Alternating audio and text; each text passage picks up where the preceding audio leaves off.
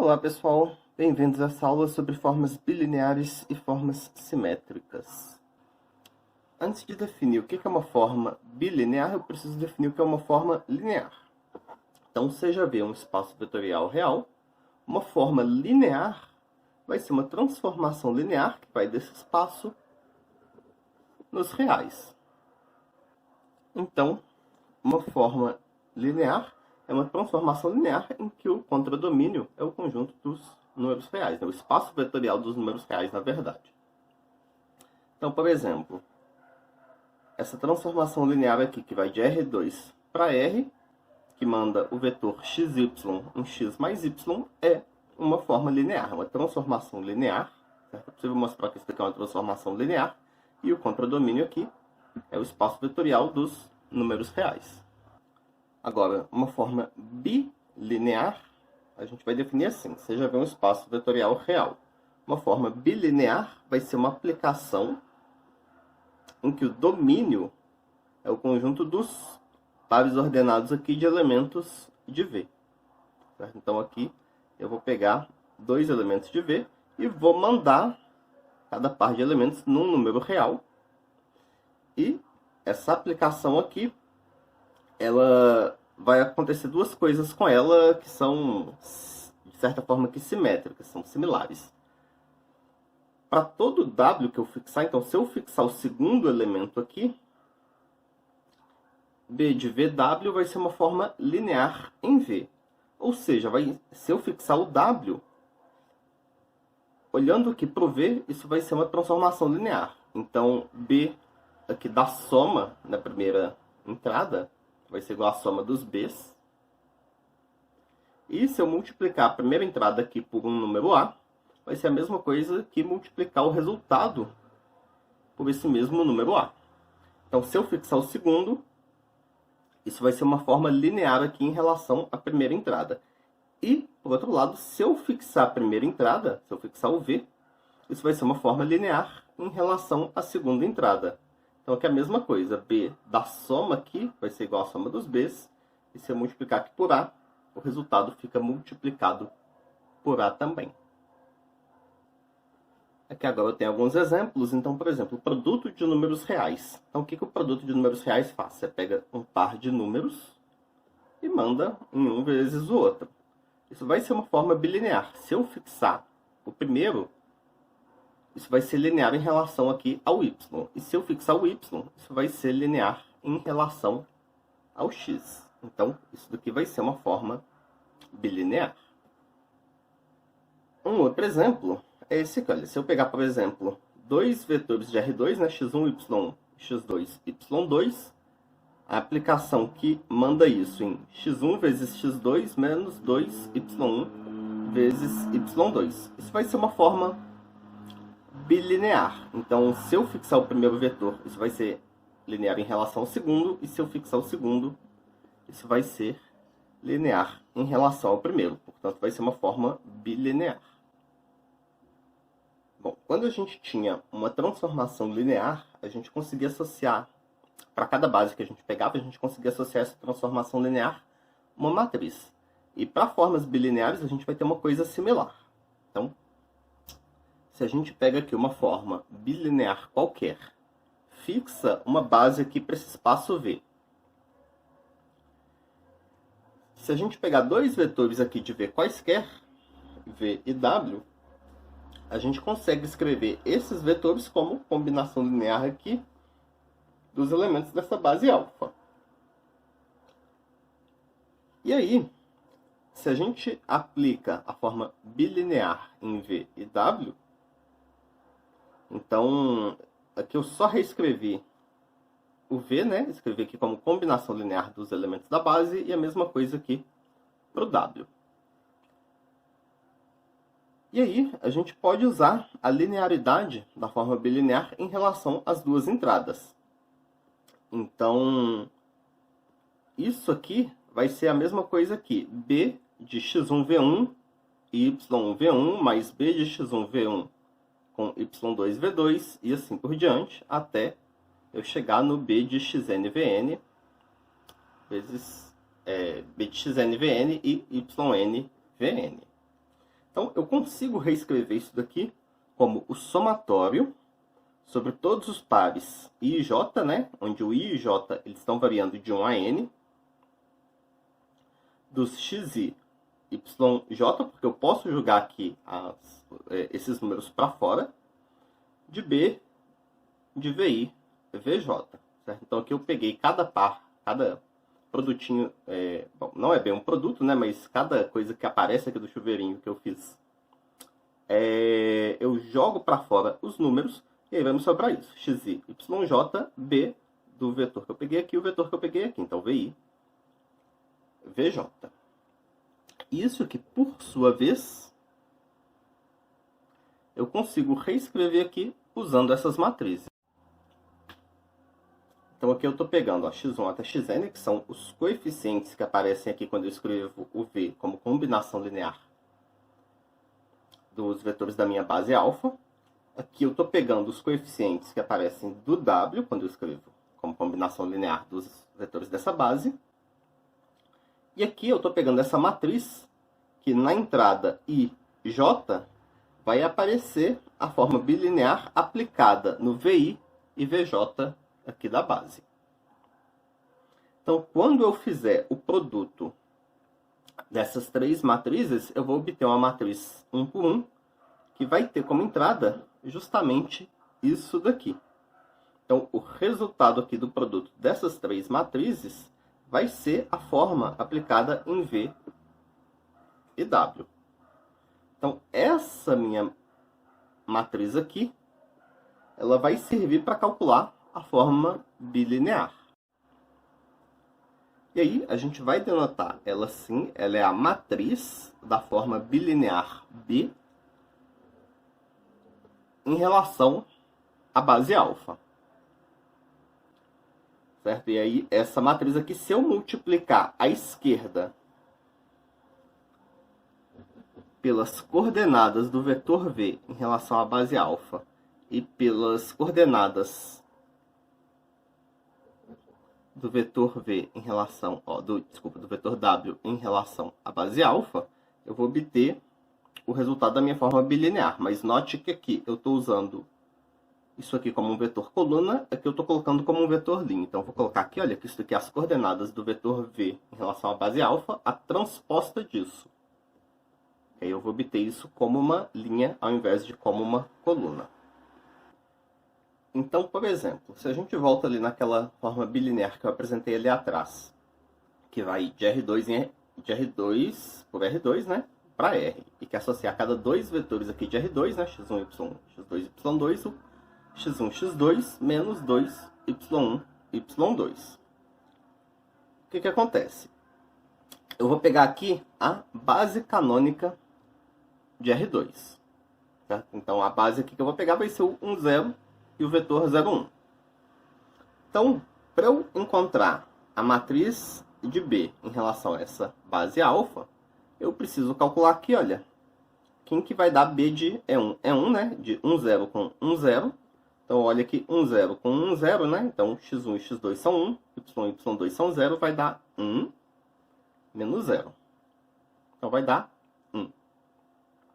Se eu calculo do 1, 0 com 0, 1, eu vou ficar aqui com 0 menos 0, vai dar 0.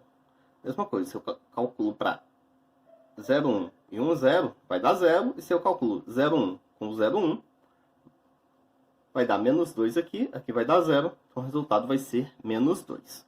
Então, aqui eu obtenho essa matriz aqui, que vai ser a matriz em relação à base canônica para essa forma bilinear. E o que significa essa matriz? Então, por exemplo, se eu aplicar a forma bilinear nos vetores 1, 2 e 3, 4, então eu vou usar aqui, olha, o x1 é 1, o x2 é 3. Então, o resultado aqui vai ser 3 menos o y é 2, o y2 é 4. Então, vai ser menos 2 vezes 2 vezes 4. Então, menos 16. Que vai ser menos 13.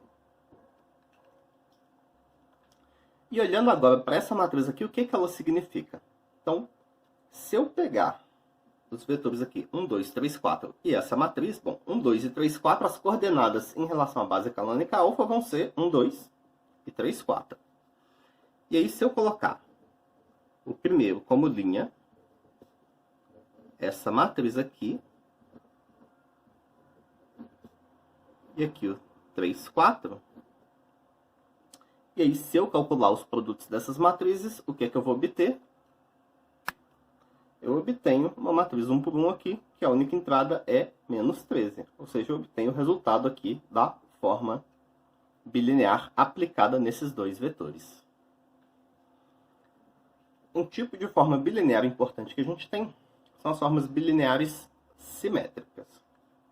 Então, a gente diz que uma forma bilinear ela é simétrica quando a ordem aqui dos vetores não importa. Ou seja, se quando a gente aplica essa forma bilinear em VW, isso vai dar o mesmo resultado que se a gente aplicar em W e V, certo? Para quaisquer vetores no nosso espaço vetorial V.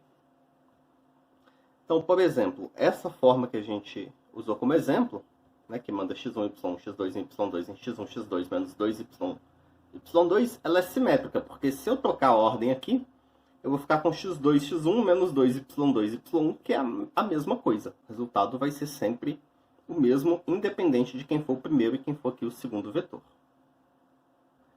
E aqui agora a gente tem esse teoreminha que ajuda a gente a classificar as formas como simétricas, que é o seguinte: uma forma bilinear, ela vai ser simétrica, certo? Então vai independer da ordem dos vetores, se e somente se a matriz dessa forma em relação a qualquer base for uma matriz simétrica.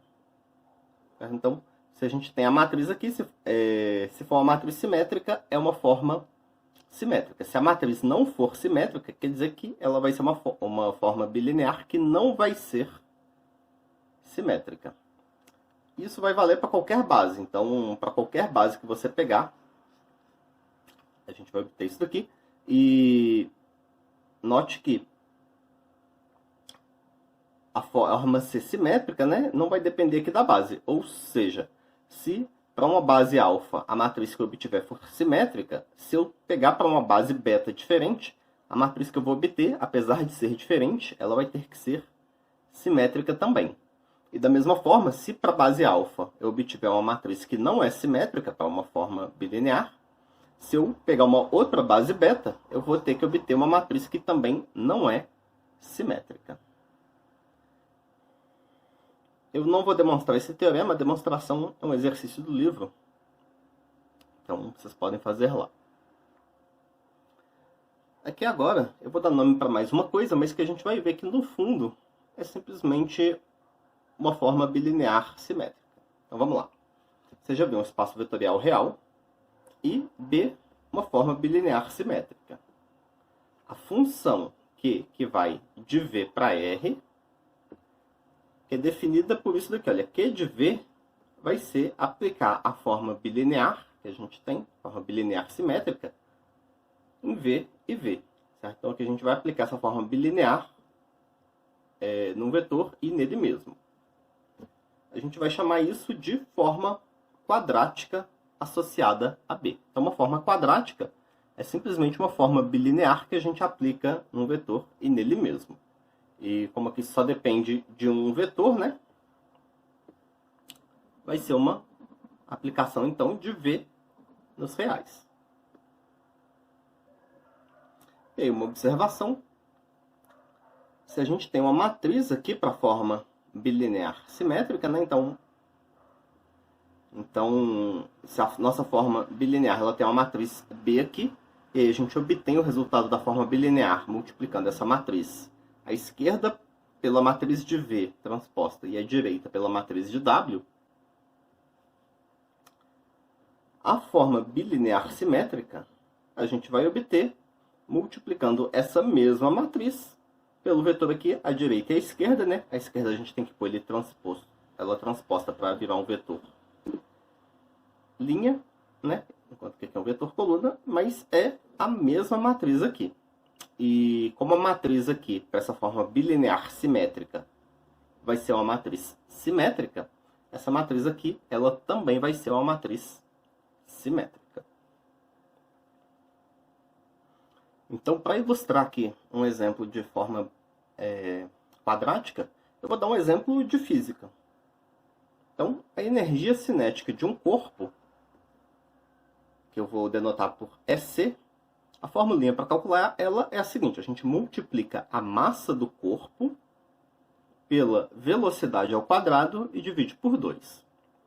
Então, é a energia cinética, né? A gente multiplica a massa aqui pela, na verdade, a norma do vetor velocidade ao quadrado e divide por 2. E se a gente usa a base canônica aqui de R3 para denotar para escrever esse vetor velocidade aqui, né? Então, se as coordenadas dele são Vx, Vy e Vz, a norma ao quadrado disso daqui vai ser Vx ao quadrado mais Vy ao quadrado mais Vz ao quadrado. Portanto, a energia cinética vai ser m sobre 2 vezes isso aqui, né? Vx quadrado, Vy quadrado mais Vz quadrado, que eu posso reescrever aqui como m sobre 2 vezes Vx quadrado mais m sobre 2 vezes Vy quadrado mais m sobre 2 vezes Vz ao quadrado. E eu posso reescrever isso daqui na forma de matrizes. Então, se eu escrever essa matriz aqui, olha, Vx, Vy, Vz, matriz linha, né? Vezes essa matriz aqui, que na diagonal eu coloquei m sobre 2, e nas outras entradas eu coloquei zeros, e aqui eu coloco de novo o Vx, Vy, Vz, né? Nosso vetor velocidade. Então, dessa forma aqui, a gente pode calcular a energia cinética de um corpo de massa m que tem vetor velocidade, isso aqui. Isso daqui é justamente como a gente calcula uma forma quadrática. Então, na verdade, a energia cinética como função da velocidade, ela vai ser uma forma quadrática. Certo? Vai ser uma forma quadrática associada a uma forma bilinear que tem essa matriz aqui. Um outro exemplo agora, se a gente tem aqui essa forma quadrática de R3 para R, que leva o vetor x, y, z no número 2x ao quadrado mais y quadrado menos 3z ao quadrado. Então, essa forma quadrática aqui, ela vai ter como matriz a seguinte. Eu vou colocar aqui, olha, então, à esquerda eu vou colocar x, y, z, à direita eu vou colocar x, y, z para calcular o valor aqui. E a matriz, como aqui o x ao quadrado aparece esse 2, eu vou ter que colocar esse 2 aqui na diagonal principal. Na primeira entrada da diagonal principal. Como aqui o coeficiente do y ao quadrado é 1, eu coloco esse 1 aqui. E como aqui o coeficiente do z é menos 3, eu coloco esse menos 3 aqui. E se a gente multiplicar essas três matrizes, a gente vai obter exatamente isso daqui. Então, essa daqui vai ser a matriz dessa forma quadrática. E no caso geral, se a gente pegar uma forma quadrática aqui, né, de Rn em R, que de um vetor, eu vou ter aqui uma série de monômios de grau 2. Então, eu vou ter termos aqui x ao quadrado, y ao quadrado, posso ter z ao quadrado, w ao quadrado, etc., né? E eu vou ter termos também cruzados. Então, eu posso ter xy, posso ter xz, yz, e assim por diante. E se eu quiser escrever a matriz dessa forma quadrática aqui, o que eu faço? Então, aqui, olha, eu tenho o coeficiente do x ao quadrado, do y ao quadrado e o do z ao quadrado, que no caso aqui é 0. Eu coloco eles aqui na diagonal principal.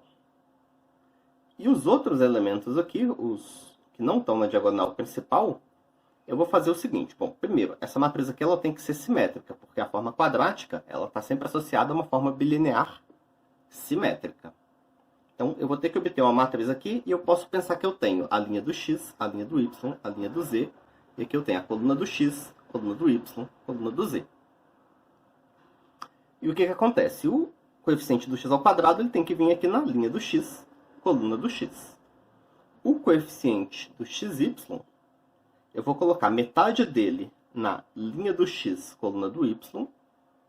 Então, aqui eu coloquei 1, que é metade de 2. E a outra metade eu coloco na linha do y, coluna do x. Então essa matriz ela vai ser simétrica, né? Eu coloquei metade aqui, essas duas entradas têm que ser iguais. E faço isso para cada par. Então para o xy eu coloco aqui, para o xz eu coloco metade aqui, né? Mas aqui no caso o coeficiente do x é 0, porque ele não aparece.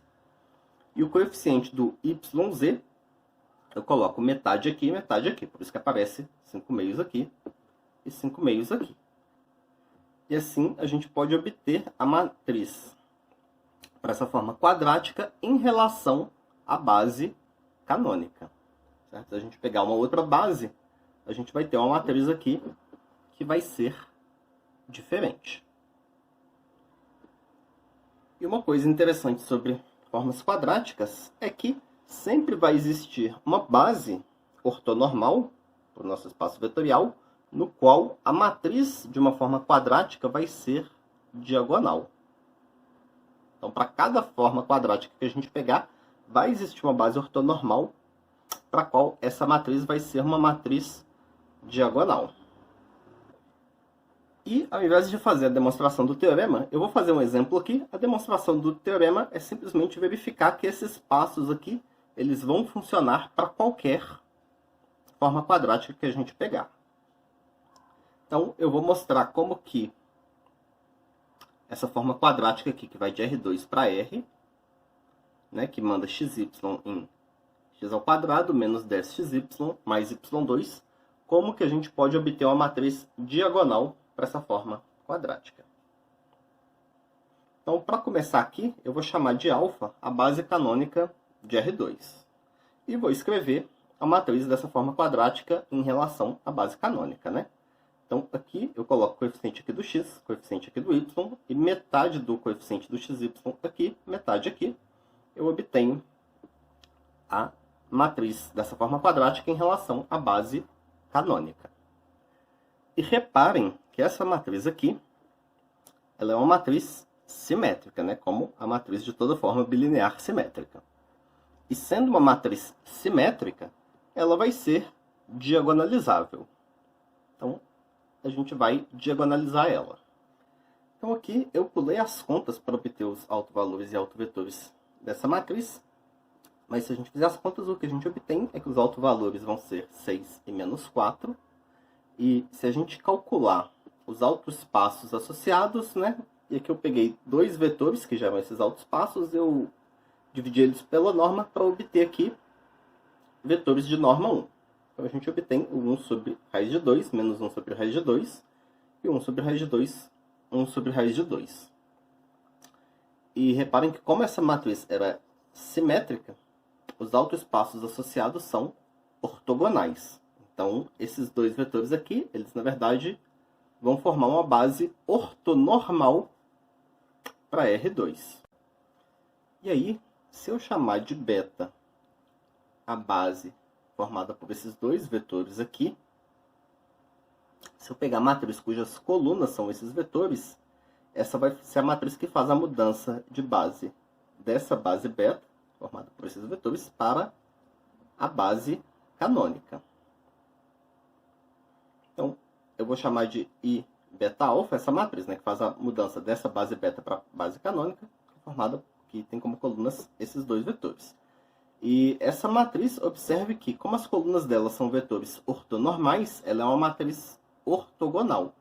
Ou seja, a inversa dela vai ser igual à transposta dela. E além disso, como essa é uma matriz cujas colunas são os autovetores dessa matriz aqui, né, a matriz de B em relação à base alfa, ela vai ser uma matriz que diagonaliza essa matriz. Então, se a gente multiplicar aqui por essa matriz à esquerda e pela inversa dela, à direita, a matriz diagonal, né? A matriz aqui na diagonal a gente coloca os autovalores dessa matriz e o resto aqui é zero. Então, esse produto aqui vai ser igual a essa matriz.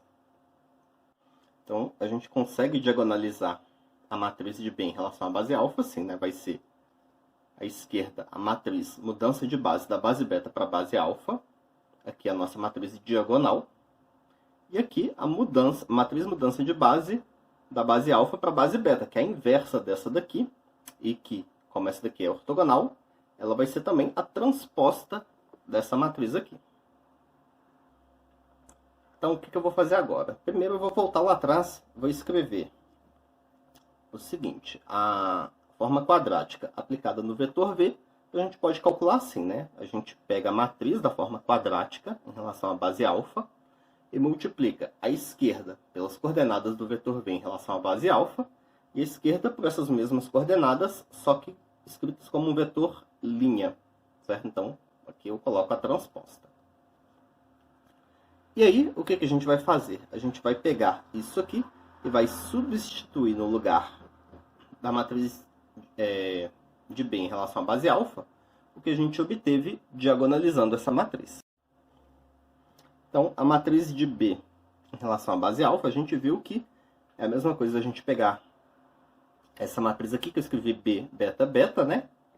E colocar do lado esquerdo a matriz que faz a mudança de base da base beta para a base alfa, e à direita a matriz que faz a mudança de base da base alfa para a base beta. Então, peguei isso daqui, coloquei aqui, e aí a gente obtém essa expressão aqui. E reparem o seguinte, então, isso aqui, bom, aqui eu tenho a transposta disso aqui, que eu já tinha aqui atrás. E essas duas matrizes aqui, uma também é a transposta da outra. Certo? Então, essas duas matrizes aqui que fazem a mudança de base, eu tinha chamado a atenção lá atrás que essa era uma matriz ortogonal, e, portanto, a inversa era a transposta, e a que faz a mudança da base beta para a base alfa e da base alfa para a base beta, elas vão ser a inversa uma da outra. Então, essas duas matrizes aqui, uma é a transposta da outra. Então, se eu reparar, isso que eu coloquei o parênteses aqui, e isso aqui, é o mesmo produto, só que na ordem contrária, né? E aqui eu tenho as transpostas ao invés dessas matrizes. Então, o que está dentro desse primeiro parênteses é a transposta disso que está aqui no segundo parênteses.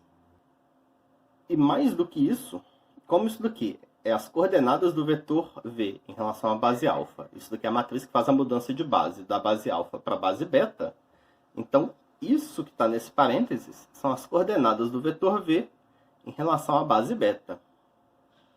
Então aqui eu tenho as coordenadas do vetor V em relação à base beta, aqui eu tenho a transposta disso, essas mesmas coordenadas, só que escritas como linha. Então essa matriz que eu chamei de B, beta, beta, o que ela está fazendo aqui? Ela está servindo para calcular a nossa forma quadrática. Dessa forma que eu pego a direita, multiplico pelas coordenadas do vetor em relação à base beta como um vetor coluna, e a esquerda eu multiplico por essas mesmas coordenadas como uma linha. Então essa daqui, na verdade, vai ser a matriz da forma quadrática em relação à base beta. Por isso que eu denotei ela assim. E como essa matriz aqui ela é diagonal, certo? Então, na verdade, a gente conseguiu escrever a matriz para essa forma quadrática como uma matriz. A gente conseguiu escrever a matriz para essa forma quadrática como uma matriz diagonal, bastando para isso a gente usar essa base beta que a gente calculou. Então, nessa forma, como a matriz B beta beta era a matriz 6, 0, 0, menos 4, né?